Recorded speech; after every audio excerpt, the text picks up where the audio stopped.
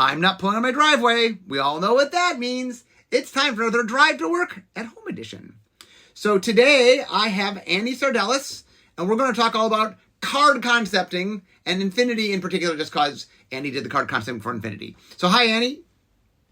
Hello. So let's begin with, what is card concepting? A lot of the audience might have not any idea what we're talking about. What is that? Oh, okay. So, as y'all know, every single Magic card has a piece of art that goes with it. And there's a lot of work into getting that art made so that it makes sense, like with the world building and with the mechanics. So card concepting is, making it all come together and delivering something an artist can work with. And we do that in the form of an art brief, which is just a little tiny paragraph of text, which we call the card concept, that says like the setting, like maybe the plane it's on, what should be depicted in the art, any important characters, even like what color of mana something's associated with it, because that can inform like the color palette the artists use. And we basically whip up one of those paragraphs for every single card in the game, every single alt art in the game, even sometimes. So, and then we ship those to the artist, and the AD works with them to, bring back a cool sketch. So, yeah, so card concepting.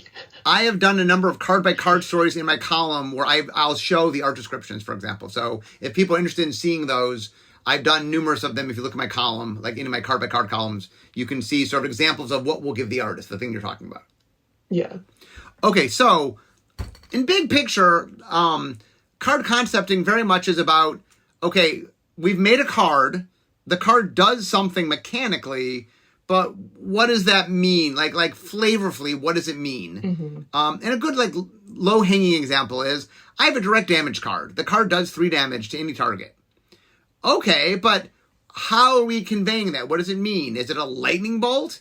Is it fire? Is it sonic? Like what exactly are you doing? Like, it's because the artist has to somehow, it can't just be, damage isn't damage in a vacuum. What does it mean? Yeah. Yeah, and the hardest part is getting really creative with that kind of stuff. Like, that's why we always jump to new worlds, because hey, maybe the fire here looks different than the fire there, so we're always trying to come up with new and inventive ways to show, that good old 3 damage. And sometimes, like a lightning bolt or whatever, direct damage is very easy. Okay, you're showing something harming something. Sometimes we make a card and okay, what exactly is this? It might mean something in game terms, but it's much vaguer in sort of flavor terms. Yeah, we sort of have what is it? Sort of like not an encyclopedia, but our go-to ways of expressing discard or mill, or I don't know, stuff in your graveyard coming back to life and stuff like that. There's all sorts of visual language we can use to express different effects that are a little bit more abstract. But we have to discover those and see what really resonates with people first. Yeah. Now, layered on top of that, so all of the card concepting work has to happen, and then for this particular set, we're talking about Unfinity, there also was a certain level of humor. Right? You're also trying to be funny and make references. There's a lot of other layered stuff on top of that. Oh, yeah. With Unsets, we like to go really deep on all sorts of different types of humor, referential stuff and even Magic referential stuff. So in addition to building our own world of this outer space theme park, we do want to make sure we can hit all the jokes people have come to from previous Unsets as well. So. Okay, so what happens is you, as the person who's in charge of this, called meetings. And I think the meetings were you and me, because I was the lead of the design, Chris Mooney, because Chris was my right-hand person, and Dawn, who was the art director. And we all got in a room and we literally went card by card. Yes. Those meetings were a good time. All of us are just trying to come up with usually there's the joke you guys want to tell because you have the slam dunk card name. They're it's got to be this. And it's all right, it's got to be this. But how do we make that work in our set. So yeah, we just brainstorm a bunch of ideas on how to visualize it, like what kind of creatures to show, and try to keep it like fresh, try to keep it in world a little bit, but make sure we're not missing like the real like home run joke that you guys are trying to deliver with the mechanics. And then on top of that, something else that we spent a lot of time on is we made a long list of like every trope you can imagine. Like we're at this carnival, amusement park, circus. Like we want to make sure we hit all these different things. So as you're doing your concepting, it's also like, oh, we want to make sure to get a tightrope walker. We want to make sure to get a, somebody throwing down milk cans. Like there's just all this giant list of things we want to do. And so as we're not just making sure every card shines, but also looking for opportunities to do things. Yeah, definitely. I think I was very biased towards having like giant vegetable thing because like for me, like the local county fair was like my version of the carnival. So I'm like, we gotta have big, nasty vegetables. And I think we did end up with that on a card. Yes, we have, we do have that on a card. Awesome. It is called Vegetation Abomination. 2 green, 2/2, artifact creature, plant mutant food, death touch. Tap, sacrifice, vegetation, abomination, roll 6-sided die, you gain life equal to the result. And so the interesting thing is, this is a good example where we had this card that just, okay, you gained life, right? Just this card that you gained life. And you're the one that said, oh, okay, well, what if I think this is a neat idea that we have this, like this carnival sort of grow your giant food. What if we somehow made this into like living mutant food? That was your idea, right? Yeah, I mean the artist really like went with it and like designed some really cool creatures though, so yeah. But I mean it's a good example where this card, it's not like it's screaming from the rooftops that it should be mutant plants, right? That's not what the card design was saying. The card design was, I mean, it was very open-ended, right? Yeah. And then the other thing that happened is once we made it that, it was not originally a food. And sort of like as we started evolving it, we're like, oh, well, now that we're actually having vegetables and it's sacrificing for life, oh, maybe it could be like, sometimes we'll do cool things on the card concept side and then we'll react to it on the mechanical side. Yeah, it's definitely a two-way street. Like, in world building, we'll have these certain like character tropes we want to tell, like Rex Nebula. We wanted like the incompetent space pilot dude that you see in like these retro futuristic shows. And we're just like, cool. Do you got a cool idea for this guy? And I honestly think you guys nailed it with like the crash landing mechanic. Like It's very cute. Like it's very holistic. So it's really nice when things come together like that. Okay, so what I want to do is talk about some cards and I want to sort of dive into like, okay, we gave you this concept. How did you take that from our concept to what it was? Okay, so we're going to start with Gallery of Legends. So let me read this for our audience. So Gallery of Legends is a attraction. So Gallery of Legends, artifact attraction. When you visit it, exile cards from the top of your library until you exile a non-land card. Then choose a legendary creature card with the same mana value as that card. Create a token that's a copy of the copy of the card with the chosen name. That token gains haste. Exile at the beginning of the next end step. Okay. So yeah. Yeah. Okay. You have this card. Where do you go with it? Well, basically, I think like the trope space for this one is sort of like Hall of Presidents or like that weird educational space that you end up in at a theme park or something like that. Basically, I just wanted to pick a set of legends to showcase that could easily-ish adapt into like a robotic form because, this is a sci-fi setting, a little bit high-tech. So like, yeah, let's make our animatronic robots out of these legends. So then it was like, well, what legends? Like everyone loves so many of these characters. Is like, who do I pick? I don't know. But I decided to start by searching for un in the names, like the proper un, like not in the middle of the name, like no, seriously, like in the name. And the first one I saw was Phage the Untouchable. And I just thought it was really funny with the mechanics as well, because if you do pick her, it's not going to end well for you. And then after that, I was like, all right, who else is here? We got Macias. People should recognize him because he gets a lot of play. Yeah, let's slap him on there. And in the background, if you can tell, there's a little Hydra back there, and that is Pelucranos the Unchained. So those are our three. Right, and it's Macias. What's Macias? Macias the Unhallowed. Unhallowed. Okay. Yeah. And then that's one of the things that we came up with very early on was the idea that the park had the magic as its motif. Yeah. And so it's fun. Like this is a good example where like you could appreciate this card and not recognize the characters, but right, if you recognize the characters, there's this other layer of joke to it. Yeah, I tried to squeeze those in like basically anytime I could. It was a lot of work, like giving so much brain energy to each of these cards. It's like they're just each yelling at you to like be funny or like tell a reference, and I'm like, oh my gosh, I'm gonna try my best.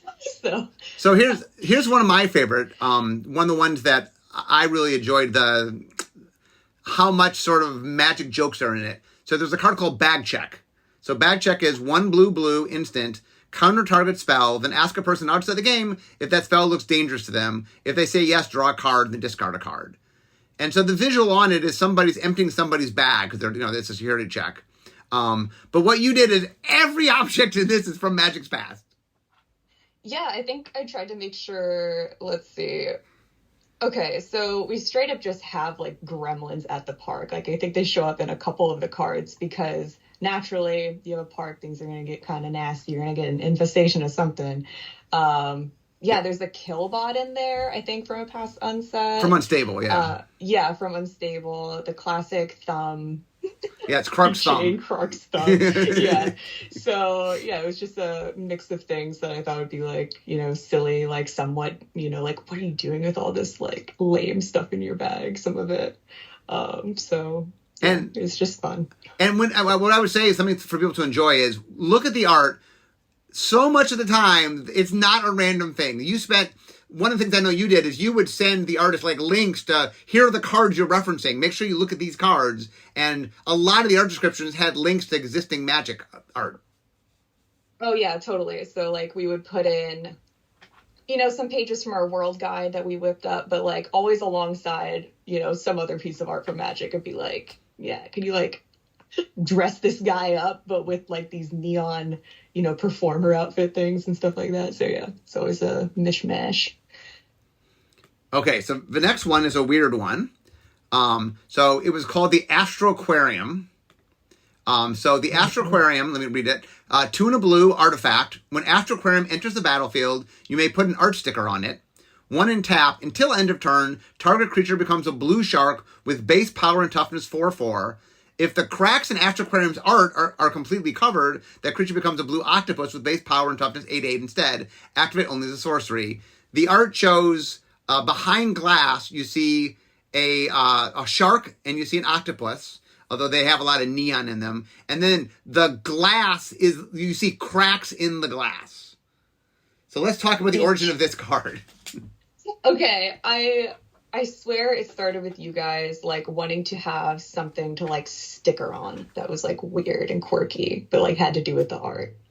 But it was more about, like, oh, my gosh, like, with this crack, we definitely want it to be, like, playable. Like, we do want you to be able to cover the crack, but we don't want it to be, like, a gimme. Like, can't be too easy. So I remember we were in a call, and you, like, held up this piece of paper being, like, this is how the crack should look. And I'm like, okay. And I drew that on a card of Voracious Great Shark and attached that to the reference because we wanted to be like a Y-shaped crack. So you got to put a little effort into it. And, but make sure like you can tell it's holding in water. So like we have a little bit of water coming out, but not too much because we still want you to be able to tell where the crack is. It was just this whole debate over like, is this crack too large? Like, how big are the stickers going to be? And, like, I hope in the end it turned out to be something people can, make that 8/8 giant shark or whatever you're doing. But it was, a lot of work. This is another good example, by the way, where the mechanics ended up being reflected by the card concepting. So I think when we originally made it, Chris actually made this card originally, it was like Merfolk Tank or something, like the Merfolk were performing in it. And it did something completely differently. But I think what you said in the meetings is the joke of this card is there's dangerous things in the tank. It's not funny that there's a merfolk in the tank. It's funny that, like, there's a shark in the tank. And, you know, the fact that it's cracking is like, oh, there's this, like, the park has this ongoing sense of danger to it, which is kind of like one of our things we play into all the time for humor. And you're the one that said, hey, we should make this like a shark tank. And then we went back and we changed what the mechanic was, and we ended up saying, okay, well, you become either a shark or octopus, so, like, we could put dangerous things in the tank. I mean, yeah, it's not much fun unless there's a bit of risk. I don't know. It's like that's sort of like we always try to keep things like a little keep you on your toes when you're playing Magic the Gathering. You know, it's like you always want to feel like something crazy could happen. So yeah. And unsets are weird in that we have cards like Astroquarium where the art matters mechanically, which usually isn't a thing. Oh, we can talk about that real quickly. So one of the themes of the set is hat matters. And so one of the things we had to do is we had to tag on some of the cards when it had to have a hat. Yes. Yeah, there's a tag on every single card in the database, whether it has a hat or not. And I had to emphasize, like, up front for some. And, you know, some we just left them, like, freeform. Like, sure, maybe an artist will draw a hat, maybe they won't. But in the end, like, we did have to track all of it. And I think, like, the reason why, like, hats matter is really resonant. I think it's just because when you do say, like, artists go crazy with this set, they just end up putting hats on stuff. You know, like, I don't know why, but they just always put hats on stuff. So yeah, it was funny in that, right, we told certain cards needed to have a hat. We said, please put a hat on it. And a lot of cards we didn't say, but then there were different waves. And this set was stretched over like 5 waves, which is abnormal. Normally Magic is 2 waves. But every time a wave would come in, we'd count all the hats to see where we were at. Yeah. It's true. And then also we have like a certain ratio of like hat stickers we made sure to put on those cards as well. So. Oh, yes. Do you want to talk a little bit about making of the stickers? Oh, yeah, I guess. There are a lot of them. And we also had to commission those out just like any old piece of art. So there's just this mega list that was sort of grouped in certain ways of just like things you'd find at the park, hats, duh, stuff you could like hold in your hand, you know, like weapons and things like that. Because it's just fun to like, you know, kind of be told like where to stick this if you want to like, you know, kind of make it make sense. Mm-hmm. I think food was a category. There was a couple like speech bubble thingies or like sound effects was a category as well. And like miscellaneous items and stuff like, magic references was another one of them. I think like the Biden of Thassa got spoiled today or something like that. So this is just a lot of miscellaneous things. Yeah, you basically what happened is you made a list and then we would review it and we're like, oh, can we add this or add that? You know, I'm like, please, can we have a little bobblehead card? Like, so. Okay, so the next card I want to talk about is Form of the Approach of the Second Sun. 4 white enchantment. When this enchantment enters the battlefield, you gain 7 life. You become a card until you leave you leave your library or that library is shuffled. Put yourself 7 from the top, balancing cards on top of your head. When you draw yourself, you win the game. When 1 or more cards fall off your head, exile them and all cards on your head, then sacrifice this enchantment.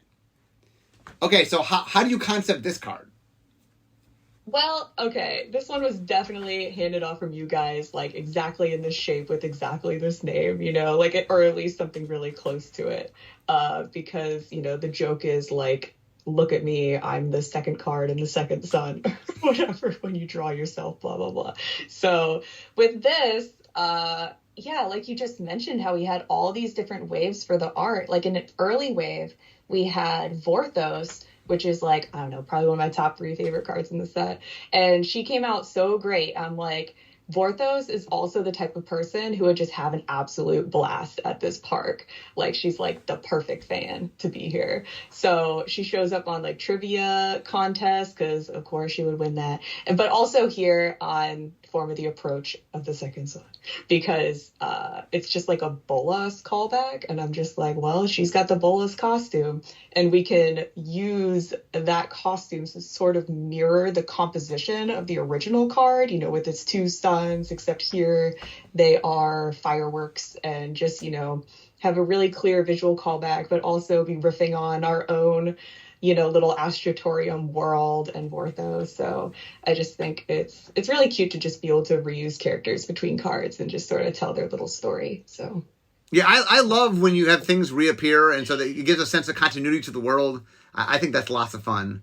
And this is a good example where something that unsets do is, I mean, Magic will do it a little bit, but unsets do it more than normal, is when you do visual callbacks. It's very fun to sort of, hey, this card clearly mechanically is referencing Approach of the Second Sun, so why don't we visually, I think that's really cool.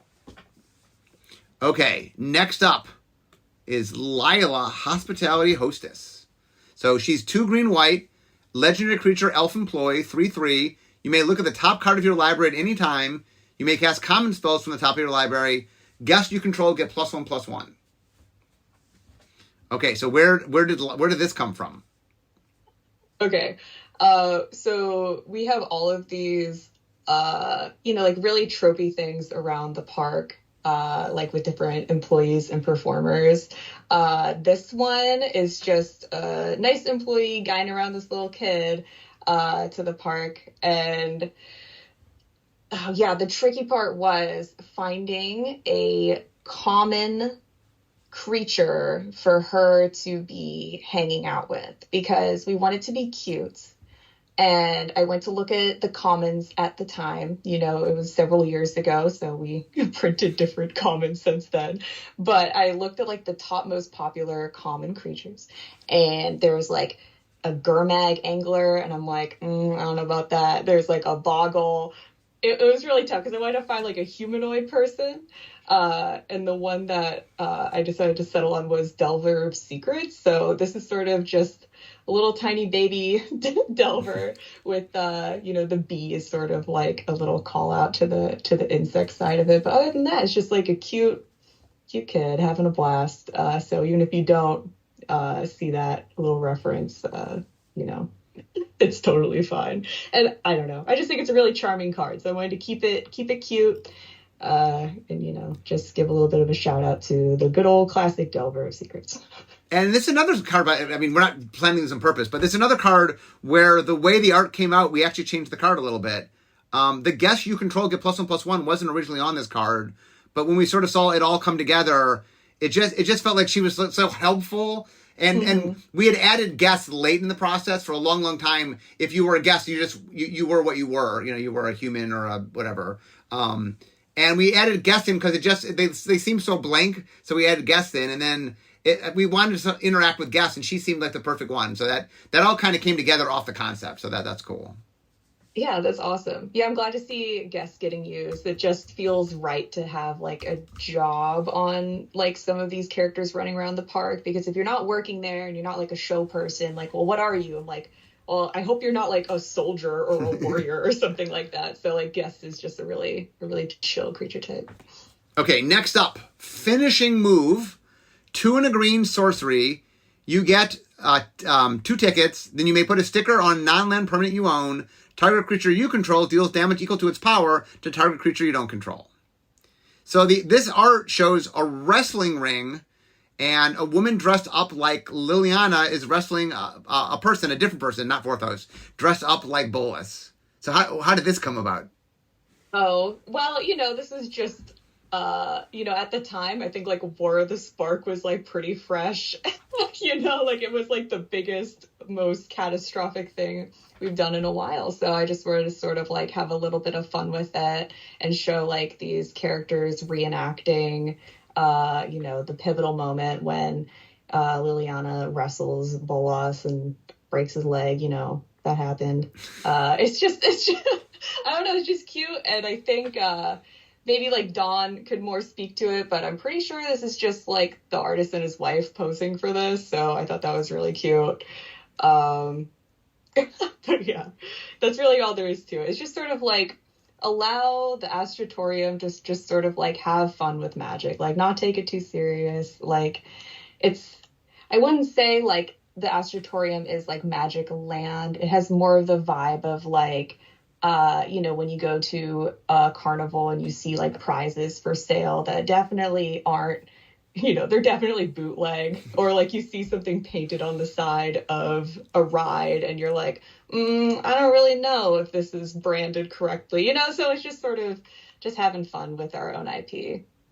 That's all. Yeah, and it's one of the things I enjoy, and it's a lot of fun to do, is just poke fun and what I'm saying, like Yeah. I think we had written that somewhere we wanted to have some wrestling somewhere just because it seemed like a fun thing, and this was a neat place to put it. So. Mm-hmm. Okay, next up is Killer Cosplay. So Killer Cosplay costs green. It's an artifact equipment. When Killer Cosplay becomes attached to a creature, choose a creature card name with an identical mana cost. That creature becomes a copy of the card with the chosen name until Killer Cosplay becomes unattached from it. Equip 3.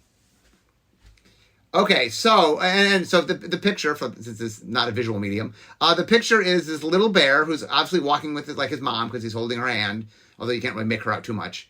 And he's wearing a little Tarmogoyf outfit, a very cute looking Tarmogoyf outfit. So how did all this come about? Yeah, this one is definitely mechanically driven reference here, because the most classic, at least to me,